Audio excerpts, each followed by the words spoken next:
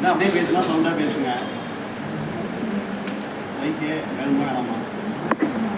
இல்லை அந்த மைக்கு ஏதோ வரும்போது ஒரு மைக் வாங்கிட்டு வரலாம். பேசிக்கிட்டு தான் இருக்கீங்க.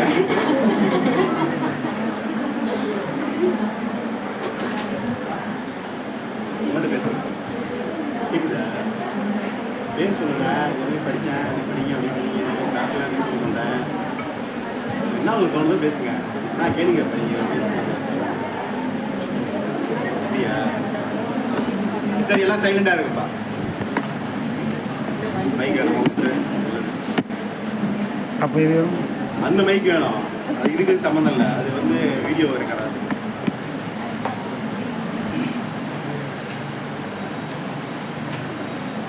சார் பேர் பார்த்தீங்கன்னா அஜித். சரிங்களா? அவர் வந்து கைத்தறி மற்றும் கூட்டுறவுத்துறை எடுத்திருக்காரு.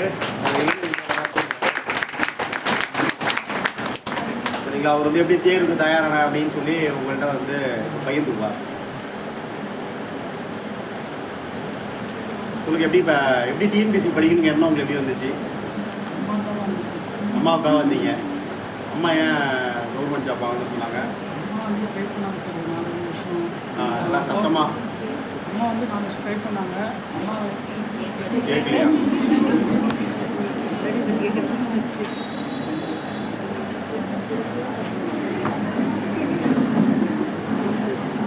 நீங்கள் பொறுமையாக பேசுகிறேன்.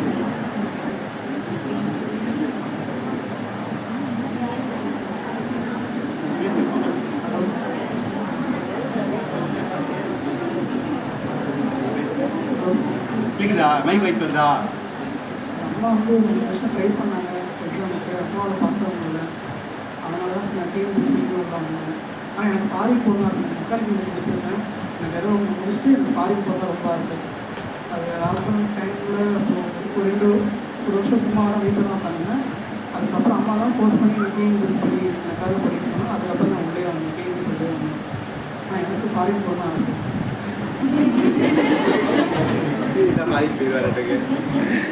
சரி நீங்கள் பாஸ் பண்ணிட்டீங்க. அம்மா எவ்வளோ க்ளோஸ் விட்டாங்க? ரொம்ப க்ளோஸ் விட்டாங்க. அம்மா என்ன பண்ணுறாங்க? டெம்பரரியாக ஒர்க் பண்ணிட்டு இருக்காங்க. இவங்க கவர்மெண்ட் ஆஃபீஸே டெம்பரரியாக ஒர்க் பண்ணுறாங்க. கவர்மெண்ட் ஆஃபீஸே டெம்பரரியாக ஒர்க் பண்ணுறாங்க. படிக்கும்போது உங்களுக்கு என்ன ஸ்ட்ரகிள்லாம் இருந்துச்சு?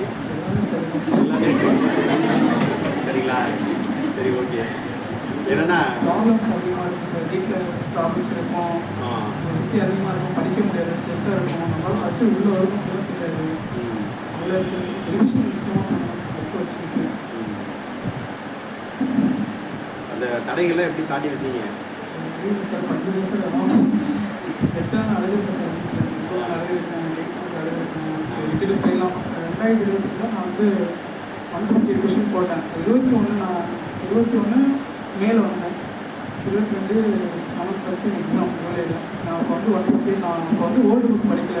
சார் ஓல்டு புக் எடுத்துக்காங்க. நான் கீழே உட்காந்து படிச்சுட்டு இருந்தேன். ஓல்டு புக் எனக்கு சரி கேட்க மாட்டேன் நம்பிக்கை தான். நான் நியூ புக் ஃபுல்லாக படித்தேன். ஆனால் அந்த ஓல்டு புக் சுத்தமாக படிக்கலை. எனக்கு ஃபுல்லாக ஓல்டு அது என் தமிழில் வந்து 85 கொஸ்டின் வச்சேன் 2020. சரி அந்த குரூப் 2ல் வந்து நான் அதே தான் 4 82 எடுத்தீங்க. சரி புது புக் அட்டன் பண்ணியிருந்தீங்கன்னா அதே புக்ஸ் பழைய புக் அட்டன் பண்ணியிருந்தீங்கன்னா ஒரு 10 கூட தான் நல்லா வேலை இருந்தது சார்.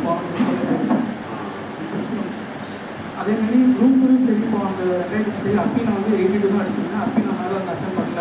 ஃபுல்லாக ஜிஎஸ்ஐ ஃபோக்கஸ் பண்ணிருந்தேன். ஜிஎஸ் முக்கியமாக இருந்தாலும் வந்து தமிழ் ரொம்ப முக்கியம். மோஸ்ட்டாக தமிழ் மேக்ஸ். நான் இந்த குரூப் வந்து என்ன பண்ணேன்னா என் கொஷின் 168 நான் தமிழ் 96 மார்க் பண்ணேன்.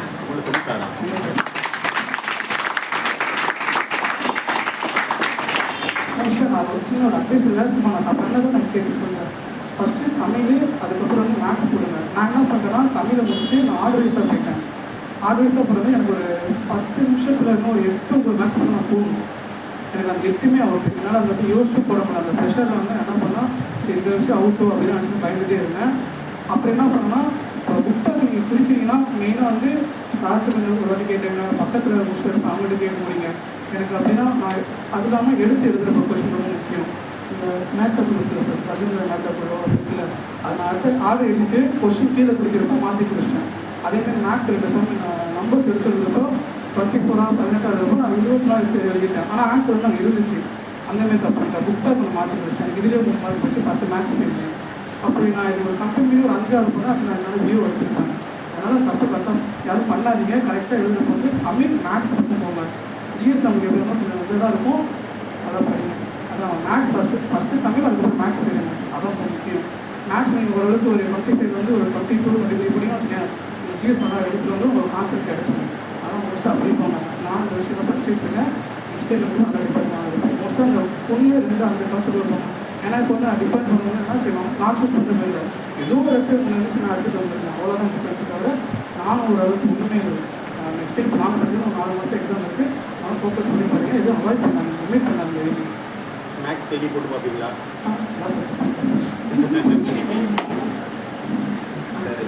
அந்த 10 நிமிஷத்துல வந்து தான் சார் இல்லை, தமிழில் 96 எடுத்திருக்காரு சரிங்களா? அவன் எவ்வளோ எஃபர்ட் போட்டிருப்பாரு. ஆனால் மேக்ஸுக்கு வந்து போடுங்கன்னா அவர் போடலை. சரி, இல்லை நீங்கள் டெய்லி ப்ராக்டிஸ் பண்ணீங்களா? அதுதான் கேட்குறேன். நான் கேட்குறேன், எக்ஸாமில் வந்து நீங்கள் சொன்ன மாதிரிங்க டைம் மேனேஜ்மெண்ட் பண்ண முடியல, கடைசி நெக்ஸ்ட் கொண்டு டர்ன் வச்சு போட்டீங்க. அதனால் வந்து இது பண்ணிட்டீங்க.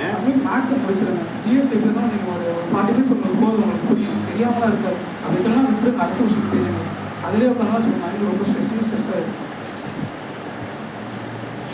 எக்ஸாம் காலில் இப்போ நீங்கள் டைம் மேனேஜ்மெண்ட் கொஞ்சம் இதாக நீங்கள் மேக்ஸ் கடைசி 10 நிமிஷத்தில் 8 மேக்ஸ் 8 கொஸ்டின் எடுக்கிறப்ப நான் யோசிச்சு தப்பாக இருக்கேன். மேக்ஸே 10 பக்கம் போயிடுச்சு.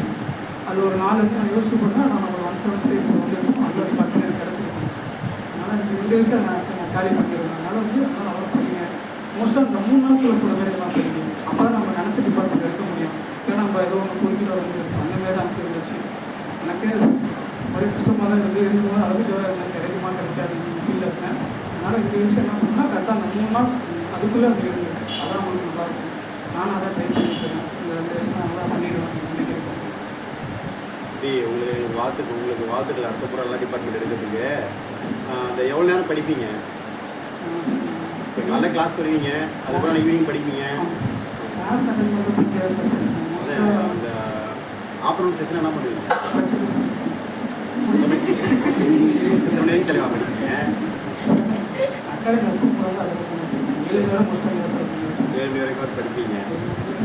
வீட்டில் போய் படிப்போம் சார். மார்னிங் காலை படிப்பார். நீங்கள் காலை ஒன்ஸ் ஒரு 9 மணிக்கு என்ட்ரு ஆகிட்டாருன்னா 7 மணி வரைக்கும் இங்கேயே உட்காந்து படிப்பார். சரிங்களா? ஸ்டடி சென்டருக்கு அப்புறம் அங்கே ஆரம்பிச்சது வந்து காலையில் 8 மணிக்கு அங்கே வந்துடுவேன். 8 to 8 அங்கே இருப்பேன். ஏன்னா மோஸ்ட்டாக அப்புறம் எக்ஸாம்பிள் வந்து 10 மணி அங்கே தான் இருப்பேன். ஸ்டடி சென்டர் தான் உட்காந்துருப்பேன். பொங்கலுக்கும் வீட்டுக்கெலாம் போகல. மோஸ்ட்டாக வந்து போன பொங்கலுக்கு வந்து கர்நாள் மட்டும் தான் வீட்டில் இருந்தோம். மற்ற நாள் ஸ்டடி சென்டர் பண்ணால் படிச்சுக்கணும். நம்ம ஒரு 4 பேர் அங்கே தான் இருந்தோம். அதனால் வந்து என்றைக்கும் வந்து ஸ்டடி சென்டர் லேப் பண்ணிடாதீங்க. ஜாலியாக படிக்கணும். 4 நாள் படித்தாலும் நிம்மதியாக படிங்க. அது வெளியே போச்சுன்னா வச்சுக்கோங்க, அந்த படிக்கிறதே ஃபுல்லாக அவுட் ஆஃப் ஃபோக்கஸ் ஆகிடும். அதனால் வந்து எவ்வளோ பிரச்சனை ஒதுக்கி வச்சு நீங்கள் ஃபோக்கஸ் பண்ணி படிக்கணும். 3 நாள் படித்தாலும் சரி தான் அந்த இதுக்குள்ளே கொஞ்சம் படிக்கணும். எவ்வளோ வேற ஒன்றும்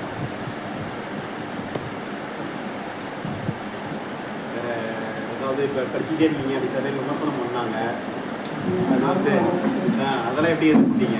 அவங்க பேசிட்டு போகல சார். நான் அம்மா எந்த டிபார்ட்மெண்ட்டில் ஸ்கூலில் ஓகே.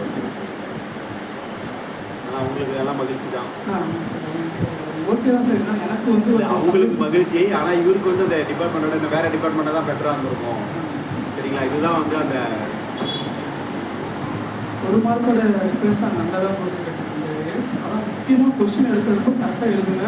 எனக்கு அப்படி 2 மார்க் போனாலும் எவ்வளோ ரொம்ப ஃபீல் பண்ணியிருக்கேன். எடுக்கிறதுக்கு சம்மார் சரி நம்பர் எடுத்துகிட்டு கரெக்டாக எழுதுங்க. நான் 18க்கு 20 மார்க் எழுதிட்டேன். அப்புறம் வந்து அந்த ஆர்டர் பண்ணுறப்போ கரெக்டாக ஆர்டர் பண்ணி கீழே மார்க் பண்ணுறப்போ மாற்றி வச்சிட்டேன். இதே எனக்கு 2 மார்க் அவுட். அப்புறம் புக் பேக் மெயினாக புக் பேக் வந்து பக்கத்தில் 2 வாட்டி அனலைஸ் பண்ணி பண்ணிக்கணும். ஏன்னா சார்ட்டு டிஸ்கஸ் பண்ணிக்கணும். ஏன்னா புக் பேக் நான் வந்து பொலிட்டிக்கல் சயின்ஸ் வந்து நான் ஒன்று பிடிச்சிருக்கேன். ஆனால் கீழே வந்து ஒன்று கொடுத்துருக்காங்க. அது ஒன்று தப்பாயிருச்சு.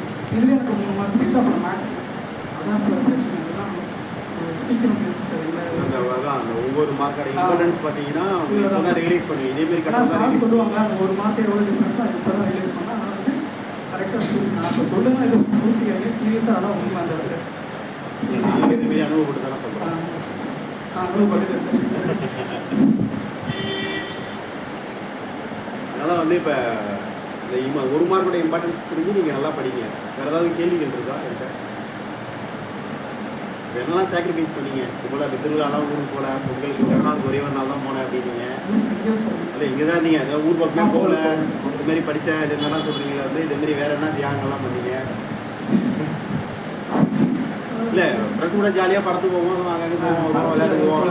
இல்லை இதுமாரிலாம் இருந்திருப்போம் முன்னாடி. ப்ரிப்ரேஷனுக்கு முன்னாடி ப்ரிப்ரேஷனுக்கு பின்னாடி எப்படி உங்கள் லைஃப் மாறிச்சு? அப்போ காலேஜ் விட்டு டைம் சார், அப்போ ஜாலியாக சொல்லியிருந்தேன் சார். அதுக்கப்புறம் வந்து ஸ்டடீஸ் வந்து பார்த்தீங்கன்னா வெளியே போனாங்க சார். லாக்டவுன் அப்போ தான் சார் அதிகமாக சார் கிரிக்கெட் அதை கிரிக்கெட் விளையாடுறது, கிரிக்கெட் பார்க்குறது. கிரிக்கெட் வந்து நான் பார்த்தேன் சார். முன்னாடி அதுக்கு முன்னாடி ப்ரிப்ரேஷனுக்கு முன்னாடி கிரிக்கெட்லாம் பார்த்து நிறைய நேரம் கிரிக்கெட் பார்த்துருப்போம். ஃப்ரீ டைமில் பார்த்தேன் சார். Okay okay.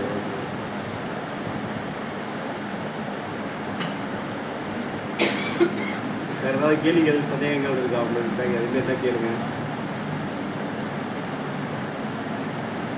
என்ன உங்களுடைய அடுத்த இலக்கு என்ன? சாரின்னு சொல்லாதீங்க.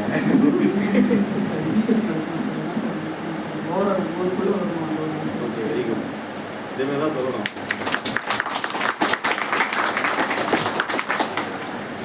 இல்லை ஓவரால் நாங்கள் ஊருக்குள்ளே தான் வரணும் அப்படின்னு சொல்லி ஒரு இலக்கு வச்சுருக்காரு. சரிங்களா? அந்த இலக்கை நோக்கி அவர் பயணிக்கட்டும், அடுத்தடுத்து வெற்றி பெறட்டும். சரிங்களா?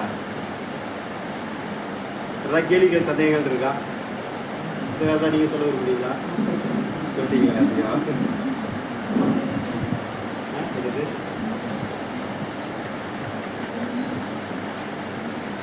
ரிவிஷன் எப்படி பண்ணீங்க? நான் படித்த மறக்க மாட்டேன் சார். ஒரு வாட்டி நான் படித்தேன், 2 வாட்டி முன்னாடி படித்தேன்னா அந்த எனக்கு ஓரளவுக்கு ஸ்ட்ரைக் ஆகும். அதனால் நான் மோஸ்ட்டாக பண்ண மாட்டேன் சொல்ல பண்ணுவேன் சார். நான் அந்த ஸ்பீடாக இல்லை படிக்கும்போது எவ்வளோ டைம் எடுத்துகிட்டு படிப்பீங்க? ஒரு பாடத்தை படிக்கும்போது வந்து ரொம்ப வேகமாக படிச்சு கொடுப்பீங்களா, இல்லை ஃபஸ்ட் டைம் படிக்கும்போது அந்த டைம் எடுத்து புதுசாக படித்தா நான் ஸ்பீடாக படித்தேன் சார். திரும்பி படித்தே முடியாது டைம் பார்ப்பேன். அது ஒரு ப்ராப்ளம் சார். புதுசாக படிச்சு வேகமாக படிச்சிருக்கீங்க. பழசை படிக்கிறப்ப வந்து சரி கவனிங்க ப்ளீஸ். அதுக்கப்புறம் வந்து இப்போ நீங்கள் பெரும்பாலும் கிளாஸ்க்குலாம் லீவ் எடுப்பீங்களா, இல்லை வந்துடுவீங்களா? ரெகுலராக வந்துடுவீங்களா? மோஸ்ட்டாக வந்துடுவீங்க.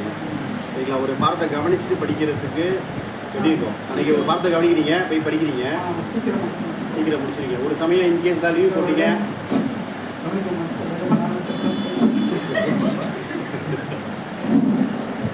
சில சமயம் கிளாஸில் இருப்பார், ஆனால் வந்து ஆப்செட்டு தான். சரிங்களா? அந்த சமயத்தில் உட்காந்து நம்மளே உட்காந்து ஐயோ கவனிக்க சொல்லிட்டு ஃபஸ்ட்டே வாசிட்டு வந்துடுவீங்க. நாளைக்கு நான் இதான் நடத்த போகிறாரு அப்படின்னு சொல்லி முதலாளியே வாசிட்டு வந்துடுறது. இது நல்லா இருக்குல்ல, இதான் நடத்த போகிறாங்க, என்னெல்லாம் ஒருத்தர் அப்படி தான் சொல்லுவார். எப்படி படிச்சுட்டு கிளாஸுக்கு போகும் அப்படின்ட்டாரு. என்ன சொல்ல வராங்க? சொல்றீங்கன்னா நடத்த போறீங்கன்னா ஃபர்ஸ்ட் ஒரு கதையை ஒரு அம்மா மாதிரி சொல்லிடுங்க சார். ஓகே. அதுக்கப்புறம் ஈஸியாக ஈஸியாக படிச்சு நல்லா இருக்கும். நீங்கள் அப்படி தான் ஈஸியாக நம்ம சொல்லிட்டு நீங்கள் ஃபஸ்ட்டு வரீங்க. ஃபஸ்ட்டு வந்து என்னன்னா ஒரு எக்ஸ்பிரஸ் எல்லாம் ஃபுல்லாக சொல்லிடுவீங்க. அது ரொம்ப ஈஸியாக இருக்குது சார். அடுத்த இந்தியாவில் பார்த்தா ரொம்ப சேஃபாக நீங்கள் பார்த்தா சரி ஓகே. சரி ஓகே. சரி பாடத்தை முடிச்சுட்டு அப்புறம் ரிவிஷன் பண்ணுவேன் படிக்க ஒரு ஓகே சொல்லிடுறேன். ஓகே ஈஸியாக ஓகே ஓகே ஓகே. வேறு ஏதாவது?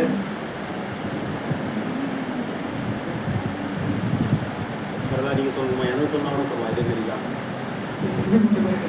Okay okay sir. Question bank எடுக்கிற மாதிரினா ஓகே மோஸ்ட் ஆஃப் கிராமம் கொண்டு வந்துட்டாங்க சார். அதனால் வந்து அந்த மாதிரி நம்ம எடுத்துக்கணும்னா எங்களுக்கு எப்படி சரி ஓகே ஓகே ஓகே. சரிங்க. நீங்கள் அடுத்த முறை வந்து பார்த்துக்கிட்டு மறுபடியும் 100 ரேங்க் எடுத்துகிட்டு இங்கே வந்து பேசணும். ஆனால் இப்போ வாழ்த்துக்கள் மகிழ்ச்சி. அடுத்தடுத்து இன்னும் குரூப் பண்ண